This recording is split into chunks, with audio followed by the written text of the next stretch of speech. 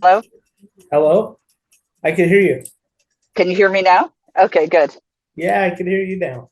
Wonderful. Hello. All right. Hey, Awesome.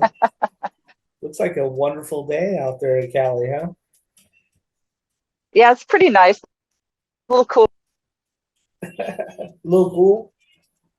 Yeah, it's Yeah, yeah. getting into freezing That's temperatures okay. over here in Idaho. So, oh, you look really nice. You did Oh, doll yeah. up. Good job. That's good.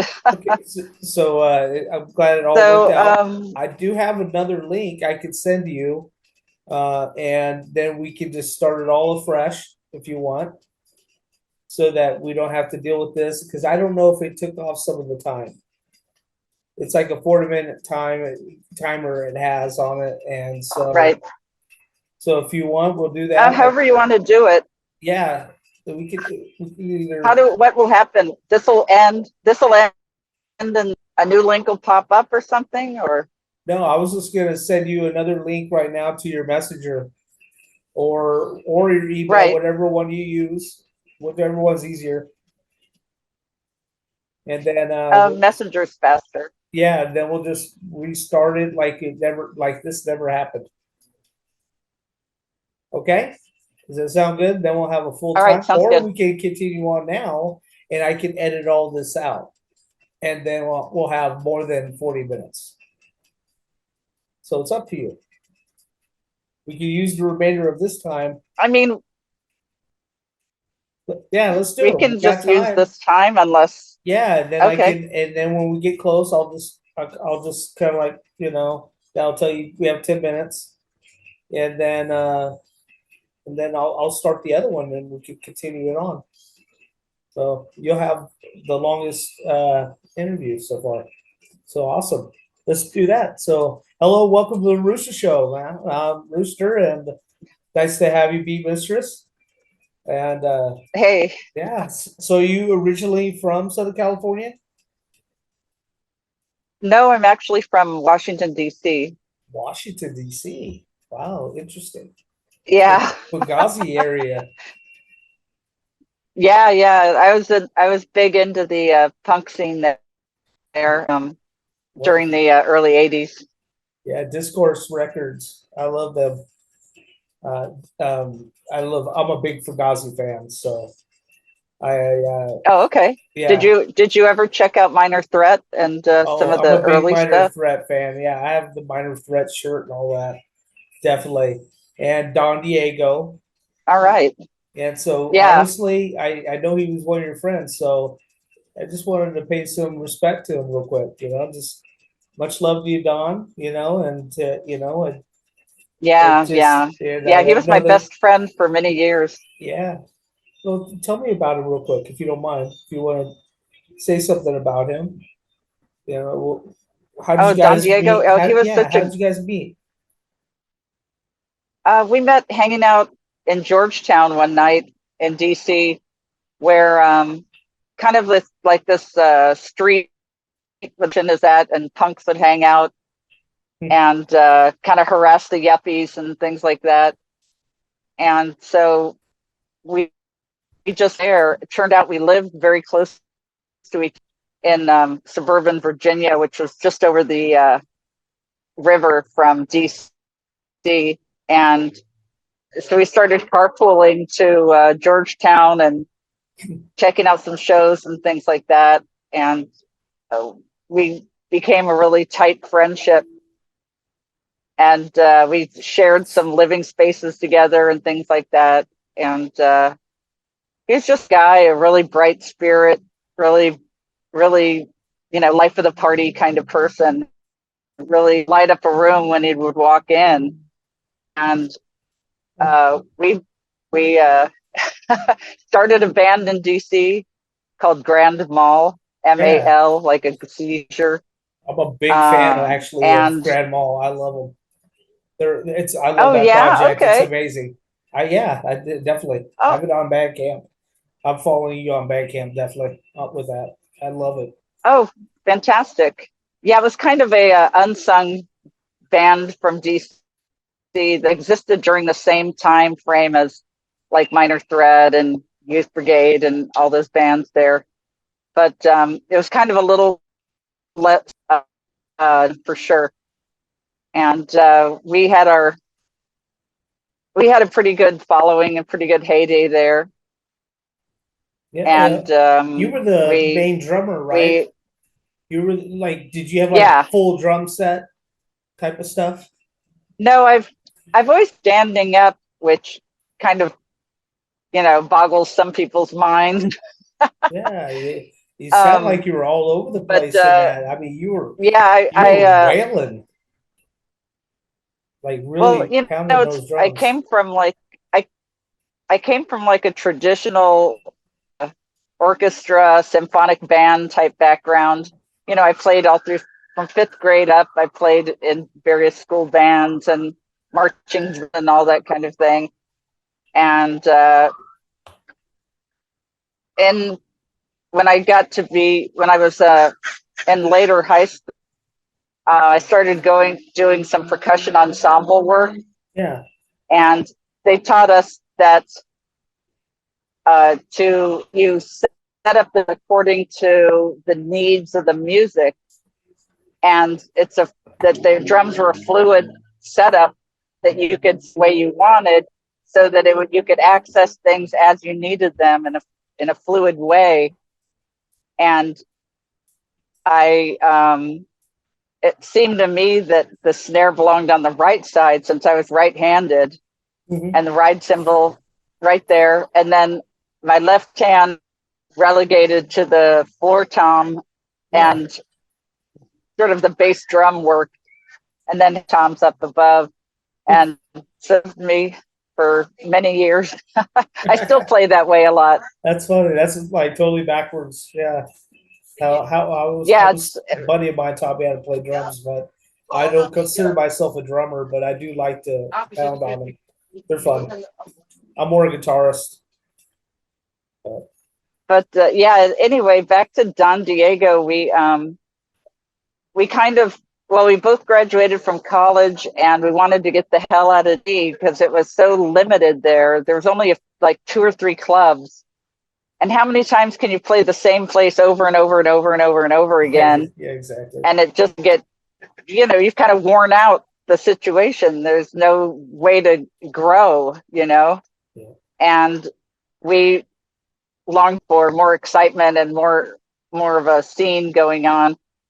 And the choices, really, if you wanted to do music, were either New York or LA. And New York was nearby, only 4 hours away. But it was so difficult to live there in terms of, the hassle, the high crime at the time.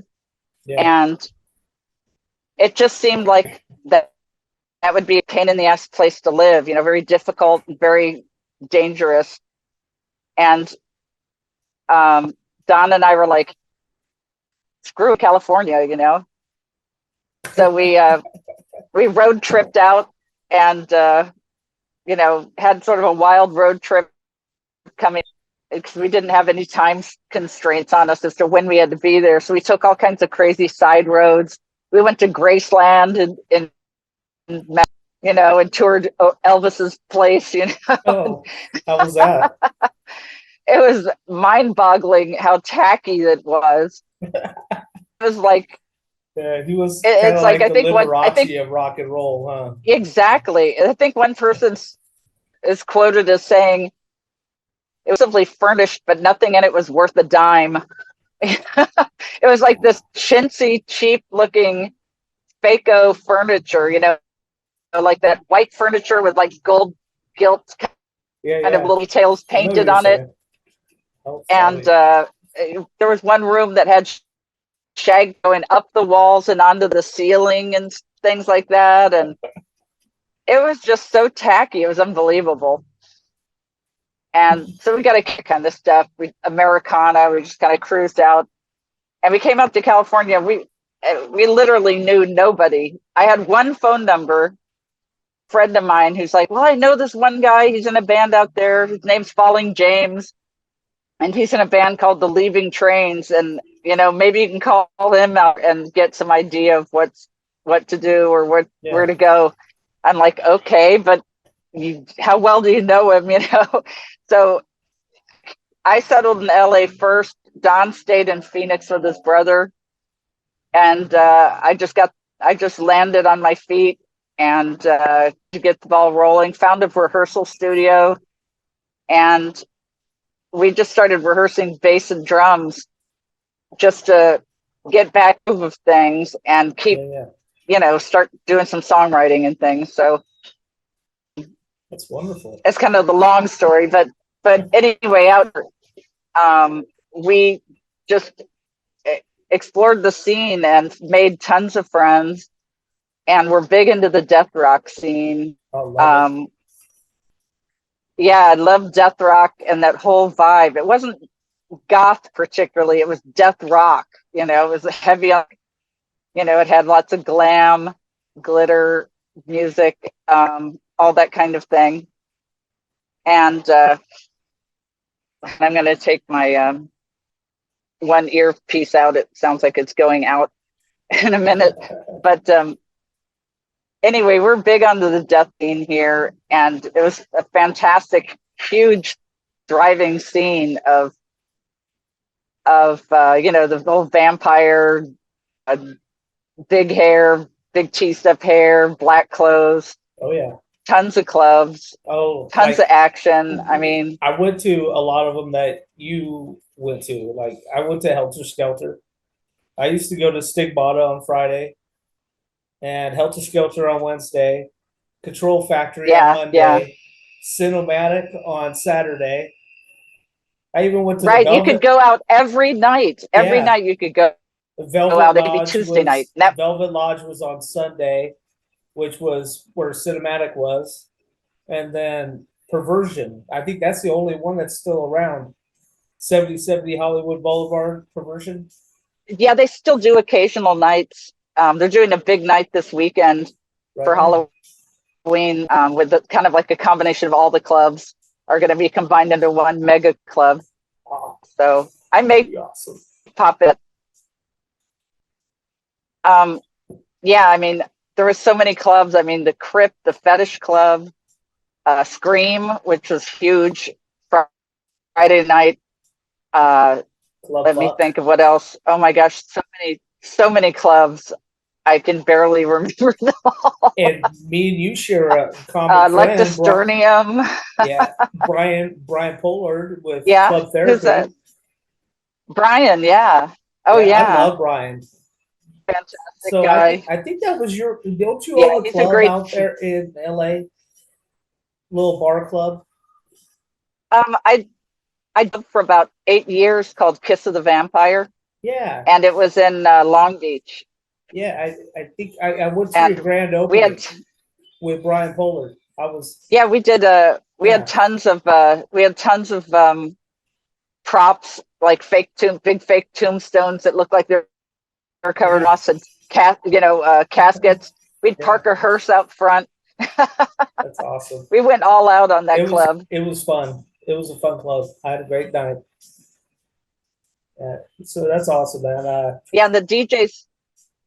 I had the DJs play exactly what I wanted them to. I kind of ran the music there, even though I wasn't doing the actual DJing. That's funny.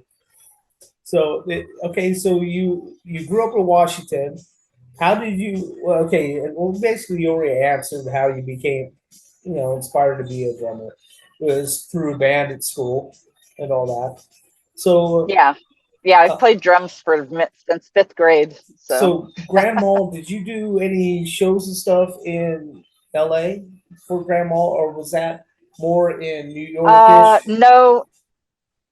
I think the farthest out of town was Baltimore and Richmond, Virginia. I think we had trouble, we'd have to go 2 cars, have a van or anything like that. And it was a pain in the butt to do out of town shows. And Don did the bass on that, right? He was more of a bassist. Yeah, he was always the bassist. Project is amazing. I love it. Oh, So thank you. My yeah, gosh. it's awesome. Yeah, I not too many spent a whole day listening people. to It's pretty all of it just obscure. like a week ago. I was just listening to it again. I once I start listening, I can't take it off. So I listen to all of it. I'm serious. Well, I love I it. will. I will say that. I will say that several of the bass lines on Grand Mall, we to start songs on Death Ride 69 just because they Yes. were bass lines Don had written, and he's like, "Screw it, they're my bass lines. Hell yeah. However I want to."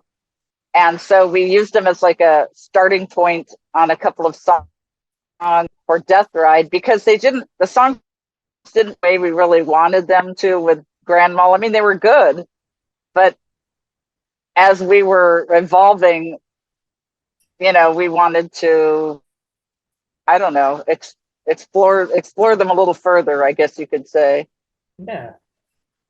I honestly, I'm a big fan of Death Ride too. So this is like a big thing for me. I love your voice in it. I love the beats in it. I love the guitar work in it. It's just amazing. Of course, Needle is was the highlight of my life for like the longest time. It's like KMFDM Light. I mean, just one of those songs that are timeless.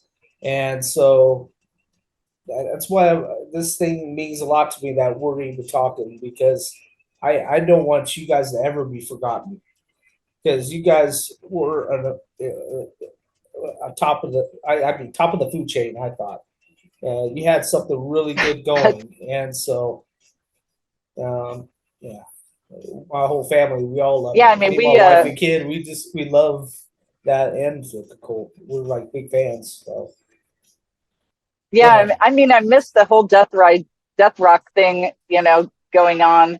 There is goth going, but unfortunately, I find that the current DJs as of today play mostly um, um, electronic, dark wave, cold wave, Yeah, the electronic stuff, and they don't play the real death rocky goth stuff that has some soul, that has some human human spirit in it, yeah. I know what you're getting at. emotion and passion. It's like this dark wave stuff is like passionless and cold, and it doesn't move you to or anything else. In my It's so programmed. Like I mean, obviously it has to be programmed since it's electronic, but it's like just so programmed. and I find it's very passionless and not. I it just fire to get out and dance or go to the clubs, and it's frustrating. Can you hear me? Yeah, I can hear you totally. Yeah, yeah. Okay. I'm just enjoying the conversation. Love that. Yeah, I'm just ragging on current Go. Yeah, that you can do It's like whatever you want. We got I plenty mean, of time. I hate, I hate to relegate goth to like a bunch of to playing oldies, but I have not heard many current bands. I know there are some. I just don't know. I just don't ever hear them played. I just don't hear any current bands that are actually bands that play the music live that have some passion and grit and Cemetery Girls is a good uh, band that's like that. They're death rock and they're pretty good. I like them. I know the lead singer and that's good. Not Cemetery. there's I not play a very lot of many. stuff like that on my podcast, so you should check it out on my Yeah, I will mixes. check it out I try to because go he's more out that here in route. LA. Yeah, the DJs out here in LA and even some other cities out here are stuck in dark wave mode, and it just gets so generic sounding after about the fifth song. It's like, okay, I'm not saying I now don't play what? some of them. I Mix do it up play some here. of it, but I do. I mix. I kind of try to go with a lot of that death rock, but that I do mix it up with some of that because I do have some really nice bands Yeah, like Non-Humans, a really yeah, good electronic band that I play them to hell, and back. And Blood Dance is a Yeah, good one if they though. would just mix it up, Yeah, mix it up. I Yeah. mix it up a little bit more. So you'd have bands, you'd have, you know, electronic stuff and some electronic stuff that would have some balls to it too, instead of all being shrinking violet, you know, people that like belted out kind of things. I hear you. Um, I miss hearing a lot of that. I'm hoping to discover some new stuff that has some guts and some balls, and I love the way you say that. that lets it rip. That really has some passion to it. Yeah, That would yeah. be fantastic. I got a band here and there in LA that does, that are kind of death rocky, but I sure miss the big pot of bands that there used to be that were all cranking out cool stuff. And maybe I'm just a little bit behind, but I'm to find some new stuff to listen to soon. Yeah, yeah. So I'll check Well, out your podcast for sure. SoundCloud. I have like probably about 6 accounts on SoundCloud that I couple with punk, couple with industrial, and uh, four of them, two of them were set for past mixes, and then two of them for goth and part death rock and all that good stuff. So, Okay. anyways, so back to you. When exactly was Death Ride formed? Where were we from? Death Ride. When was it formed? What year? Oh, formed. It was formed in 96 96? and 86. Oh, 86. Okay. Yeah, Sorry. My bad. yeah. 80. It originally was just me and Don Diego, just bass and drums, doing vocals on top of that. And because we didn't guitar players at the time, but we're like, let's go out. We played like Al's Bar open mic, and some cool people there, and eventually met enough people that we found a guitar player to kind of temporarily in for us and play the guitar parts we wanted. And what was his name? Well, the first guy was David Haas, who didn't around very long, but he did have a cool sound. He just wasn't into the whole vibe of everything that much.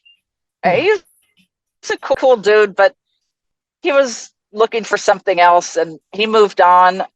And then after him was our main guitar player that we had for a long time, whose name is Rex. Rex is Wrex, Yeah. and he was a real cool character, and he's still around. I think he's doing an electronic project with his girl Treese. But yeah, he joined, and that's when things really started to get crazy. And we did this whole Dayglow painting stuff, Dayglow, and putting it on stage. I don't Yeah. know if you ever caught that. And we would go out and cruise the alleys of Venice and Mar Vista and pick up any random looked interesting, like baby swings, Yeah. old turntables, Wow. wig heads, dead. We'd paint Dayglow and just all kinds of crazy stuff. Whatever we'd find that looked interesting, we'd slow paint on it and then throw it on stage as sort of this, with most of the lights off and just the black lights on. And it was like this bizarre sort of scenario of things, all these weird objects and Yeah. turntable with like a head spinning on like that glowing on stage, Oh, that'd be and awesome. smoke and strobe light and the whole works, Oh, that sounds so fun. I wish I would have seen one of the shows.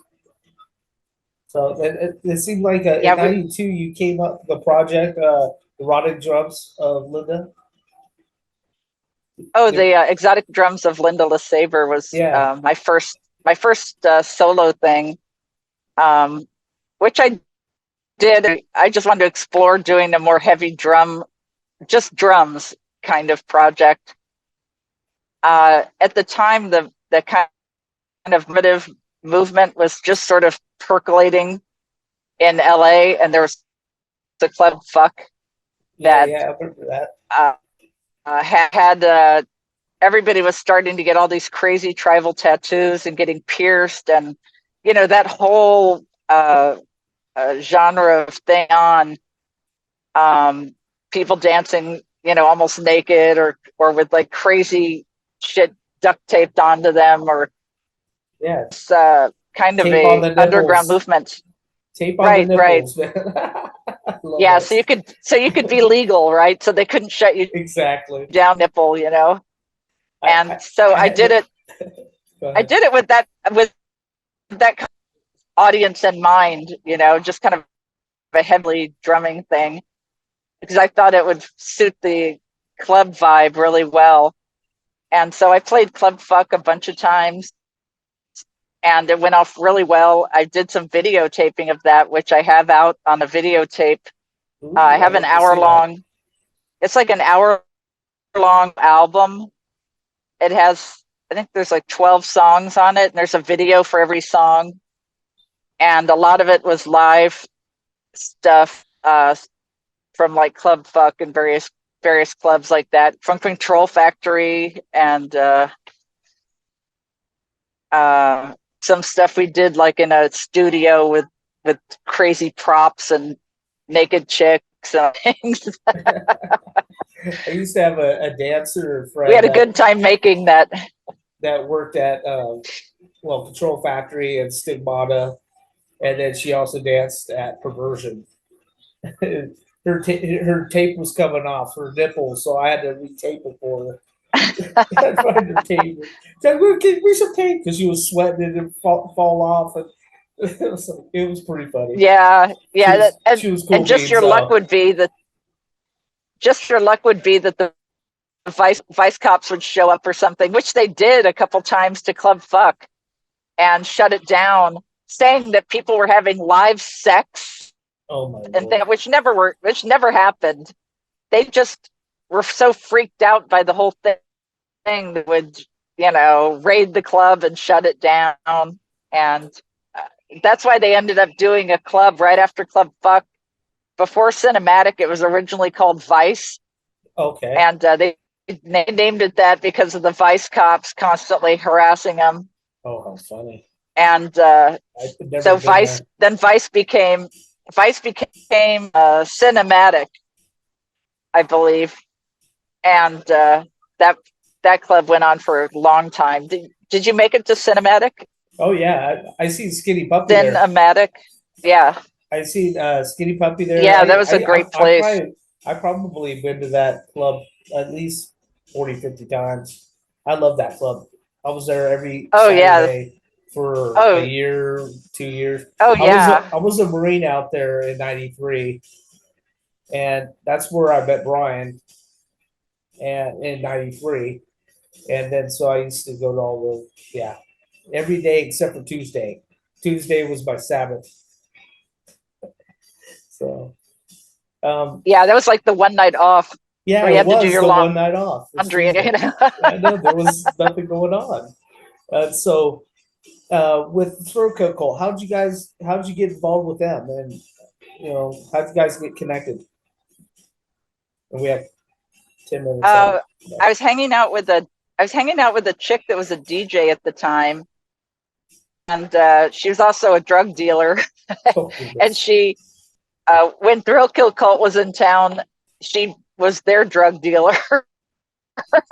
Oh, And oh. she mentioned to them about me, Mistress, and encouraged, and told them I played drums and everything, and I got to meet them. And then I had a show coming up after when they were in town at the end of their tour. they had a show coming up. I had a show coming up, and they invited them to the show, and they actually showed up. Frankie or Groovy and Buzz actually showed up at the show here in Los Angeles, which I got a huge kick out of. And they saw me play Beat Mistress, and which was cool. I got some respect from them as being not just some hanger-on fan, you know. Yeah. And then about 6 months later, I had during that time had been working on a new version of Death Ride that was more industrial, and we had a new guitar player and bass player, and it was a more hard-hitting industrial style, you know, kind of like Nine Inch Nails or something like that, you know, inspired by that kind of thing. And so when we had a show doing that, and I did all the vocals and all that and played drums, but when we did that, I also invited Groovy and Buzz down again. I'm like, hey, you got to check out my other band, you know? And they came and saw that. They were, I guess, impressed enough to offer me a drumming position on their next tour, which was a shocker to me, but I was, you know, totally ecstatic because they're one of my favorite bands, you know? Oh yeah, they're I mean, fun. what could be better than to get the opportunity to play the drums for one of your favorite bands on like tons of songs? So I was completely stoked over that opportunity. And he gave me a whole tape recording of like 17 songs, and some of them were like, you know, 5 minutes, 7 minutes long, and things. It was like I had to learn these songs in about 10 days and kind of audition for him. No pressure. You know, playing their stuff. Yeah, no pressure. And so I worked my ass off. I mean, I was in the rehearsal studio like all day job, and like just over the hopes of that this went forward. I quit my job and then just like stayed in the rehearsal studio for every day, all day, until I learned all these songs. And I passed the audition, thank God.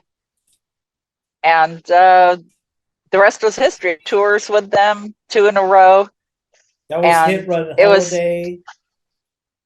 Was it called Hit it Run? was the Sextasy Ball, which we played. It was a co-headline with Lords of Acid, and that was an unbelievable, wild.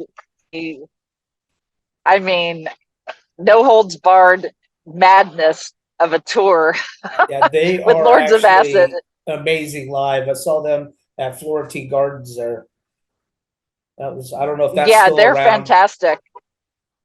Is Florentine Gardens And I still mean, they were around? one of my favorite. No, I don't believe so. Yeah, I don't think. Yeah. Yeah, Lords of Acid are fantastic. They were also one of my favorite bands, and I was stoked to be able to see them every night, you know, and get to know them. I mean, it was like some sort of fantasy come to life to get that opportunity, and I'm thankful every day over having just sort of stumbled into meeting them, and all the little things fell into place to get me into that fantastic opportunity. Yeah. And Awesome. so I did tours with them, and they like to change things up. Change drummers, they change, you know, they change dancers. Sometimes they have dancers, sometimes they don't. Sometimes they like to change up their show all the time. So after I did 2 tours with them, they wanted to go with a different drummer and had a whole different approach to the next thing. So, you know, I just moved back. I just came back to work Death Ride and Beat Mistress. And we're still friends to this day. I go see Frankie. Well, that's Groovy Man's name. I go see Groovy and Buzz as often as I can and hang out with them. Wonderful. I heard that Groovy actually has a side project Darling Candle, I think it's called. Darling Candy, Yeah, like that. Darling Candle, Candy, I think. Candle. Candle. Yeah, with a K. Candle with a Oh, K. okay. Are you sure it's not Candy? I'm pretty sure it's Darling Candle.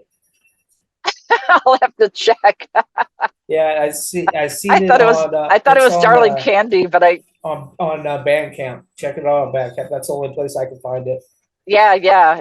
No, I have heard of that, and I checked it out. I don't remember a couple of years ago when he was first dabbling around, So I'll have to see what he's gotten up to these days with that. Real quick, we have like 2 minutes left on this particular one. Um, what was the name of your other project, your other industrial project, or what did you You go? mean You said you had you mean another one. currently? That you said you had another one that you invited Buzz and Frankie to check out. Oh, Was that a different oh name? no. Oh no, it's just Beat Mistress and It Death was Ride under it was 69. under oh, okay. It was under Big Business. Okay, Yeah. gotcha. Yeah. In fact, we had Buzz did the mixing on Death Ride's last CD. Groovy Man does a guest vocal spot on one of our songs. Oh, really? What song? That was their involvement. But us, boy, my brain, it's sex,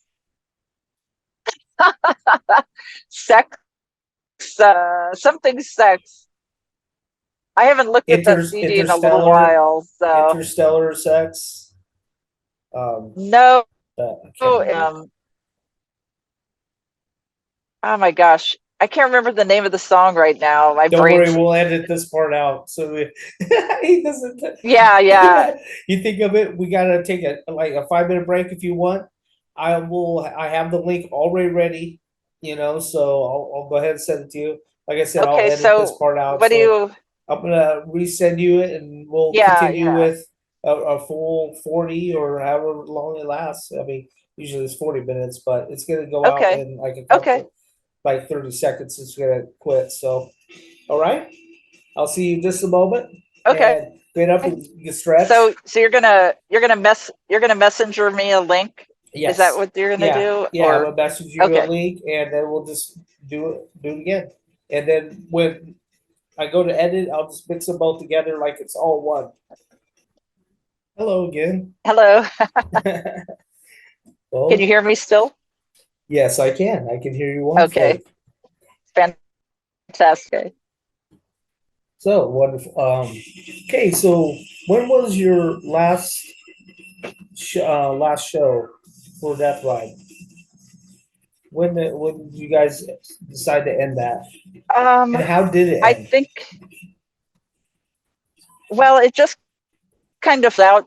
We had put out a CD, and um,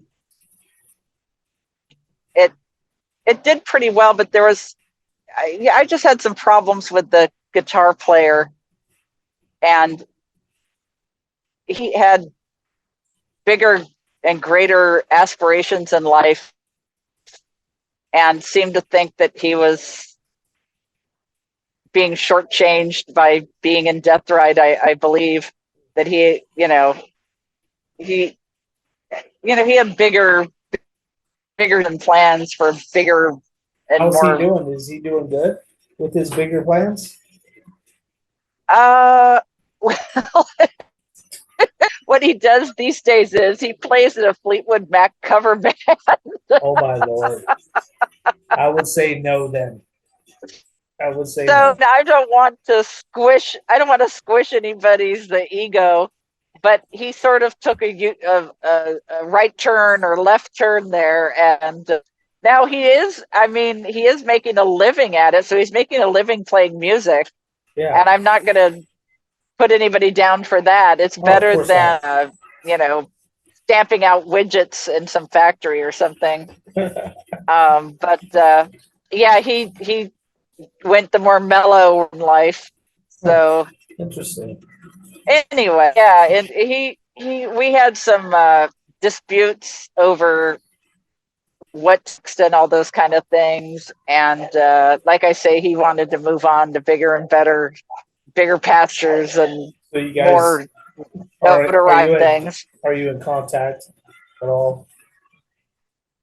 Yeah, we're in contact. We're friends again and Okay, stuff. that's good. Now that it's now that he's sort of settled into a life, and you know, but for a while he was doing things like doing tech work for like Nine Inch Nails and uh, um, Really?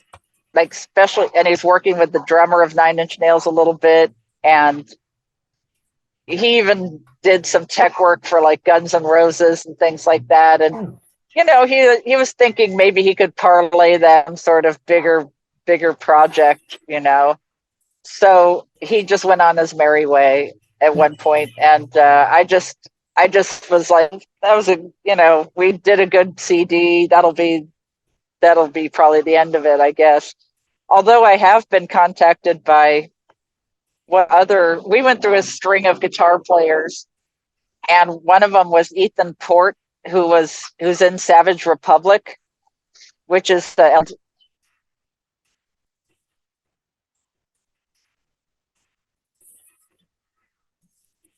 Oh, Rose.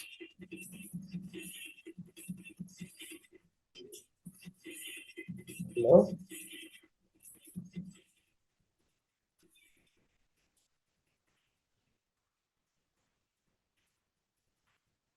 Hello?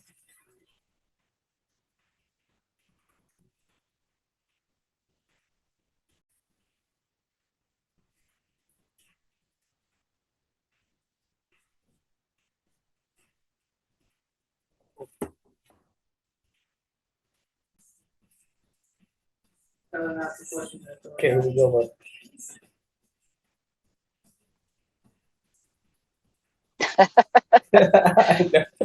Damn technology. yeah. Anyway, there's a possibility we may reform Death Ride for some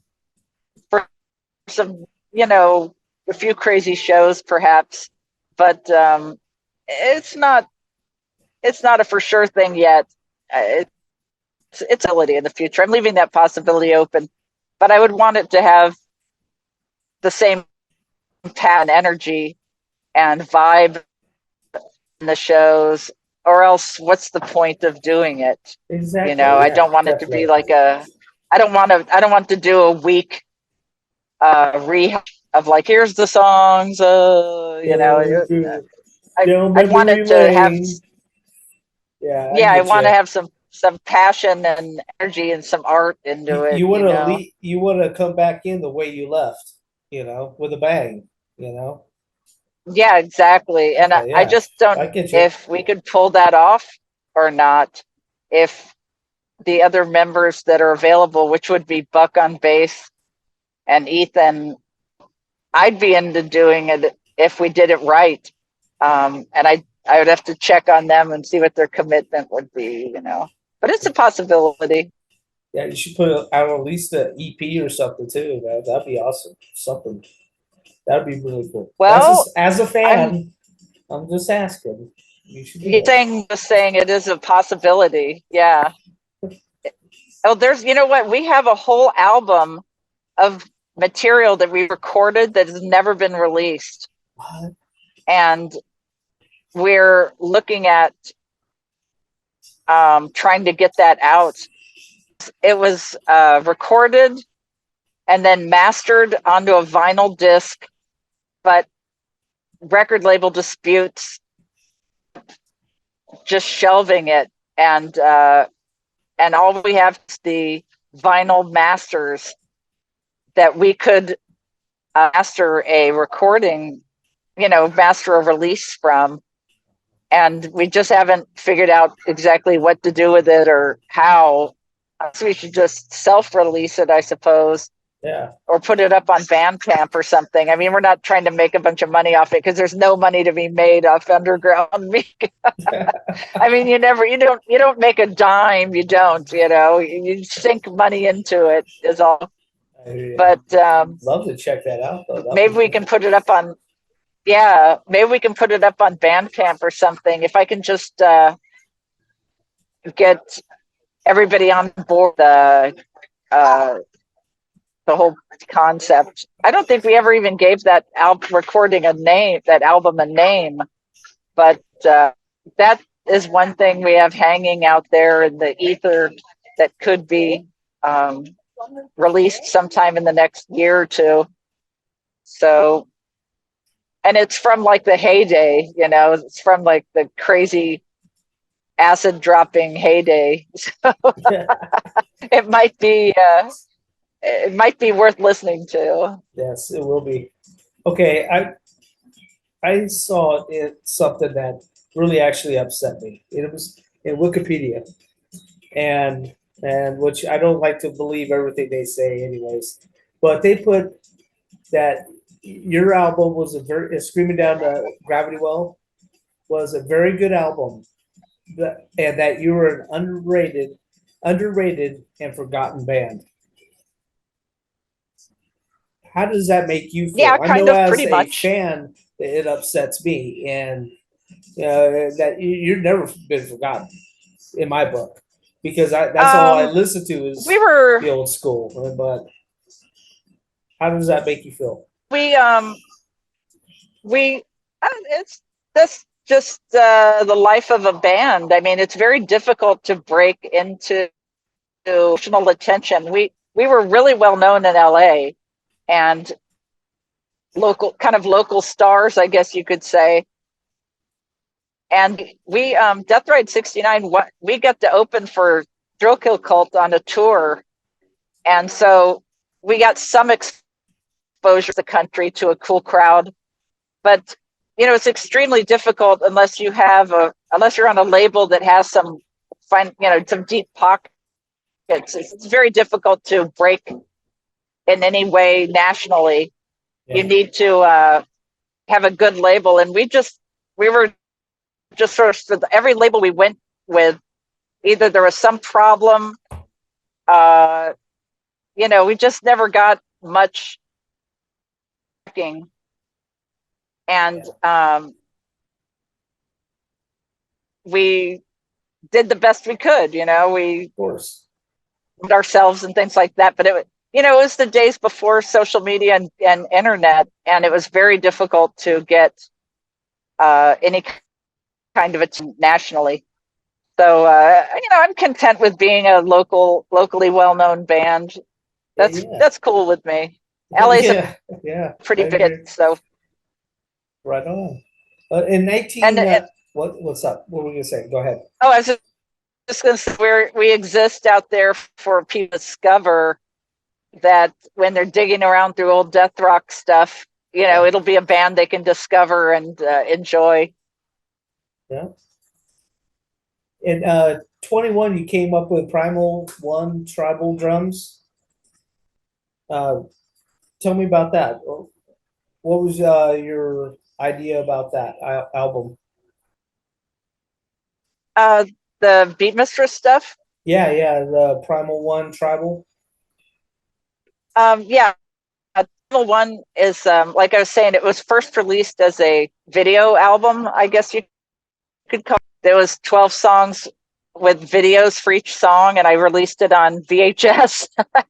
This is pre DVD, or at least pre easily accessible DVD days, you know. Not Um, Beta. Remember yeah, Beta? so it was released on the VHS, and I've since upgraded it to DVD. I just do home hubs and then sell that um, onto DVD. But I did also put out, the songs were available on cassette for a while, and then that sold out. I did a single that was really cool. Um, had like a full color cover. It was a 7-inch single, Okay. and that came out sort of later '90s, I guess you could. Is And that so the I have that on vinyl. Exotic Drums Beat Mistress? Is that what you're talking about? Yeah, Beat Mistress. Yeah, Okay. and then I sort of Beat Mistress actually also on one of the for Thrill Kill called on another tour. We were such good friends. They gave me opportunities after I wasn't drumming for them. They're like, "Well, why don't you, have Death Ray 69 open?" And then like the tour after that, they're like, "Well, why don't you have Beat Mistress open for us?" I'm like, "Okay." Just sound like they really So loved you. yeah, That's yeah. I mean, we're good wonderful. friends, and they like what I do, which is great. And so I got some exposure for Beat Mistress too, and sold singles and T-shirts and things. And but like I say, unless you have a label behind you with deep pockets, it's so hard to step up into national attention or exposure, or international, even for that matter. Um, but in the early 2000s, I just kind of got, I don't know, say, dissatisfied with all the hard work I'd been putting in for years and years and years, just kind of hit burnout for a while. And I quit doing Beast Mistress and Death Ride for a few years. But then, of course, you miss it terribly. Of course. And back into it. And I'm doing Beat Mistress again. Yeah, I'm doing Beat Mistress again now. I've got like all new songs, and I'm looking forward to playing. I've been playing an odd show or two, and I was going to ask about like I say, I've got all new songs, right and now, I'm ready. But that's nice. Good for you. I'm really proud of you. Good job. Yeah, new songs, and then that's I'm probably going to have a gig in the next 3 months on that with all the new songs. I played, I don't know, about 6 months ago, I had a gig doing it, and it went really well. So I'm stoked over, this great audience that showed up and everything. So that was fantastic. And then the other project I'm in is I play with Ravens Moreland, which is the name of the band. That's Bruce Moreland from Wall of Voodoo. It's his band. Wow. Yeah. So I'm for listen his to them band. on iTunes. I have several of their albums, or your albums, I should say. It's great. Well, Bruce's albums. I didn't realize. Yeah, I didn't realize that it was for Wall of Voodoo. Yeah. I love Wall of Voodoo. Well, I joined Ravens Moreland about 7 years ago. He's probably got like 3 albums before I was in it, and then I think he's done 3 with me in it. So, but yeah, I play with them currently. We just did a show Saturday, and we're doing great things, doing cool music. You still do the stand up. You're not sitting down. Yeah. Well, okay. I have learned sitting since then. So I'm looking forward to doing a project on sit down drums as a little variety. And in fact, I may do sit down drums for Ravens Moreland just to mix it up and do something different. I truly thought it was. So yeah, I may switch over and do that because it was amazing. Well, he programs some drums. When we perform with all these backing tracks that he's pre-programmed. Yeah, and we have to play, exactly, to mesh in perfectly with the song. Yeah, I understand. And which we do, and so he has some drums that are already in the tracks, and then he has me play on top of them. And so it's a mix of what you're hearing is a lot of his programmed drums, but then he records my drums and drops them into the tracks as well. So it's a mix of it's hard to tell what exactly is live and what's programmed, but that's how he likes to do things. So it's his project, what am I going to say? If you guys want to do a interview sometime, tell him. I'm sure he would love to. I would love to talk to him. Yeah. I love Mexican Oh, Bruce radio. That's still one of has my all-time fantastic. favorite tracks. I love that Well, whole right album, now we actually. do we What cover is it called? Call of the West? Far Side of we we cover Far Side of Crazy right now in the band. We do a cover of that Yeah, song, yeah, you know, Far Side of Crazy. yeah, yeah. It's So amazing artists. I love them. and we do the odd, Wall of Voodoo song now and then in the set just to keep the connection there. Good. But I'm sure Bruce would love to talk to you. He's got amazing stories and anecdotes Sounds good. We'll that set everybody should something up. hear. They're Yeah, we'll set very, something up. very, yeah, very interesting. And he's a great guy. I love working with Bruce. And he's just a, oops, sorry, didn't mean to jiggle the camera. No, you're fine. It's a real, just amazing character on the scene, just chock full of amazing history. How did you meet with him? How did you guys get connected? We met at a Beat Mistress show where we were both playing. He was doing Ravensmoreland, and it was originally him and just a bass player playing on top of backing tracks. Okay. And I was doing Beat Mistress, the show for the Punk Museum here in Los Angeles, which is not connected to the one in Las Vegas. It's just, a little local version Gotcha. of that. And we were, when I saw him, I was like, holy shit, that motherfucker looks like he's straight out of the club from back in the day. And he looks like he's like just crawled out of the Scream Club at midnight on Saturday night. I mean, Yeah, I've just immediately was like, I must know this guy. And if I don't, I need to know him.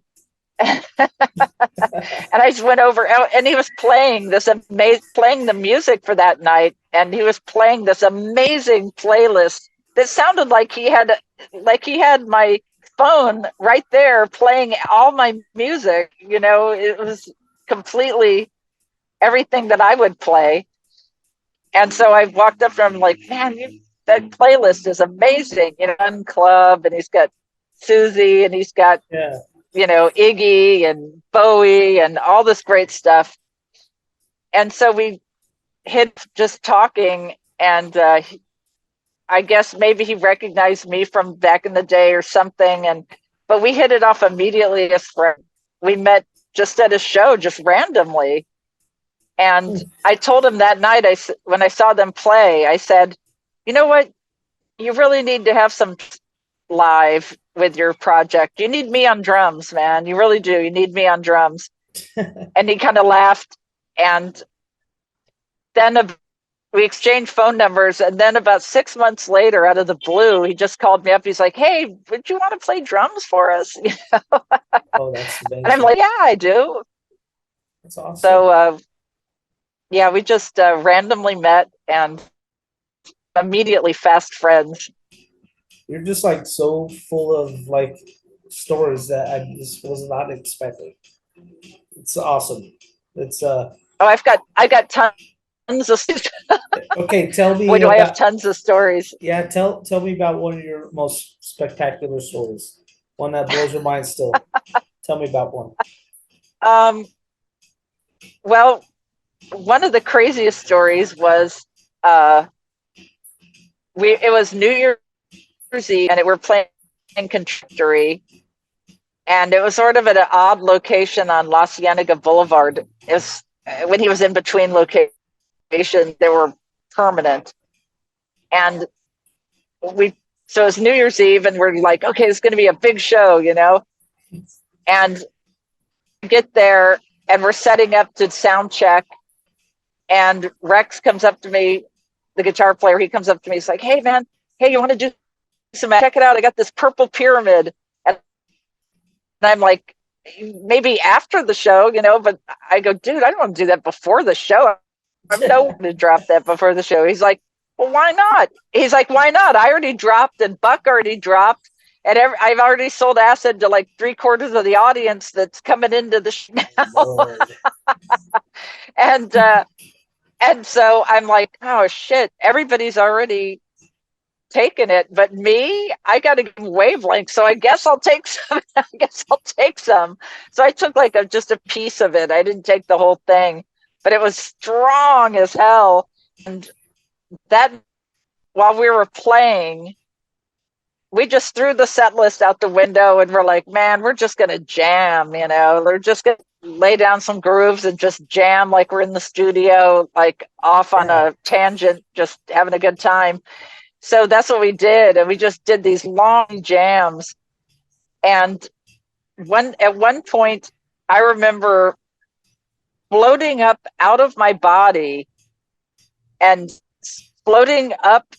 And then I could feel back hit the ceiling, and I could feel the corner, like I was up in the corner of the above the stage, and I could feel the ceiling on my back, and I was like, oh, I can't go any further. Okay, I guess I'm here.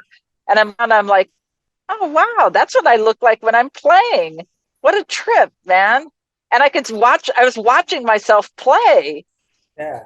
And then all of a sudden the realization hit me, and I'm like, wait a minute, that's me playing. If that's me, then what am I? And then I jumped and sucked into my body again. And it was like a total astral projection, some sort of crazy whole trip that I went on.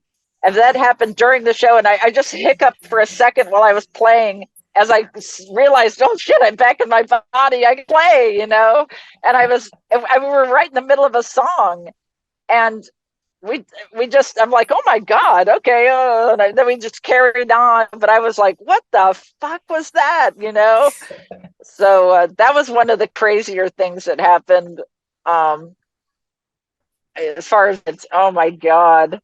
That sounds awesome. I typically, we enjoyed psychedelics and things like that, mostly on our off hours when we're not playing.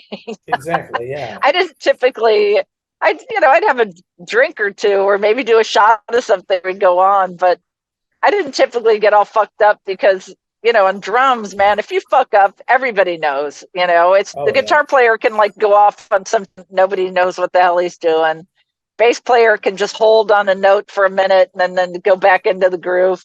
Yeah. But man, grew up and everybody knows. So I always tried to keep my shit together pretty well and let everybody else get whacked out, I was watching. And another time. Go ahead. Yeah, go ahead.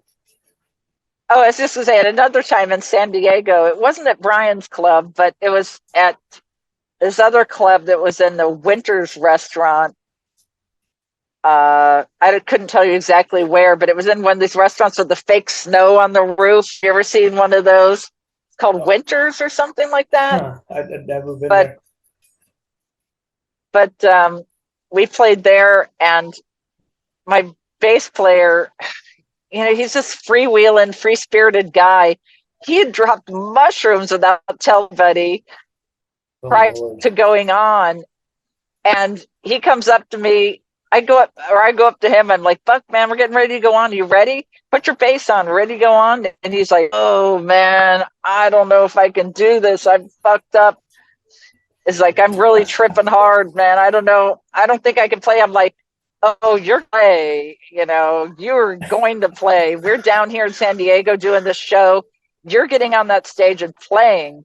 And he's like, oh, man, I can't. I'm like, look, just follow my lead, okay? Follow me on stage. And we get on stage, just turn around, put your back to the audience, face your amp, and then just pretend we're at the rehearsal studio. Just go into a different world. Your studio, there's nobody here. There's no audience watching you. And anyway, I talked him into eventually starting off a song and getting the groove going. I figured once he got started, he would be okay. Yeah, of course, yeah. And he did good. He did play, but he did like these. He wouldn't take the cues for the song to end, and he would just keep going and going. And I'm like, fuck. I'm like doing these like totally obvious, like minute long snare roll, like okay, and let's end. He was off on this acid tangent, that, and I don't know how he managed to have any of those songs because he was completely oblivious to what we were, all the cues were and everything. But that was that's pretty wild. And we've done our share of like desert shows where we've gone out and played with a generator out in the desert with like a bunch of bands, and everybody would be pretty ripped, and there'd be like flaming torches set up on the sides of the stage, and you play under the moon and the stars out, and the music would just kind of like echo down the valley, of bouncing off the mountain. That'd be amazing. Those are epic. Really whatever. Cool. Yeah, those are epic. Doing those kind of shows, really cool. That's awesome. And some various stories like that. So you said you got some show coming up in like 6 months. How long until your show, your Beat Mistress show? Oh, Mistress, I haven't got anything booked at the moment, but I just got a call last night about booking a show, so I'll probably book something in about a month's time, I guess. Oh, wonderful! And okay. I will, I'm actively getting that going. So, well, I'm really happy for you, and we share a lot of common from out there. I mean, it's really neat to talk to somebody that kind of relates with, because me being from Southern California too. That's originally where I'm from. I grew and raised up there, and so I miss certain parts of it a lot. I mean, I don't miss a lot of stuff that's going on right now out there, but I do miss it. I miss Hollywood. Club 1980s also, that was another one I used to go to. Underworld. Well, what's lame is that Hollywood ended up as kind of turned into something else these days. Really? And there's only a few things on the fringes of Hollywood. More action downtown, and I guess a little bit of Hollywood, but not as much as there used to be. Things are more downtown because Hollywood's turned into like hip hop clubs and pop mainstream bullshit. There's going into Hollywood, they've messed up the parking so bad that it's just a huge pain to even go there into Hollywood and for a club or anything like that. I haven't been to Hollywood in years at this point, other than maybe Lower Hollywood or East Hollywood. Yeah. Things have moved over to like Silver Lake, Echo Park, or Northeast LA. The lower part of Hollywood sometimes has some things, but it's kind of died off in terms of the clubs are just too expensive there now, and yuppied, too mainstream, too many nights that don't know what the hell's going on. Yeah. So the scene sort of bounces around to different locations, and it's a little more. You have to sniff around a little bit more. There's even like an East LA club that does some cool stuff. A couple East LA clubs, so things are kind of moving around a little. It's but there's still things going on for sure. Well, that's good. Well, I definitely wish you the best with your success, and I can't wait to hear some more from you, because I know you're not done yet. So I want to hear more from you, and I really appreciate this time that we spent, and it's been amazing. I really appreciate you and all the work that you've done, and you got support here, and love and support, and I appreciate you, and anything you want played, just let me know. I'll get it put on mixes, and if you want to do this again, you got something coming up, let me know. We'll do something. And that if anybody's interested in hearing Beat Mistress, it's on all the major streaming sites. It's on Bandcamp, and you can pull it up on Spotify, iTunes. Amazon, whatever, iTunes, I believe, Yeah, I all the saw you major on streaming iTunes. sites. So, Wonderful, wonderful. so anyway, it's accessible, and I think on I think on Bandcamp I set it where you can get like about 10 cents, and then I still put it really cheap. It's like 50 cents a song. Just Okay. make it on the. I think it's like $4 for the whole album.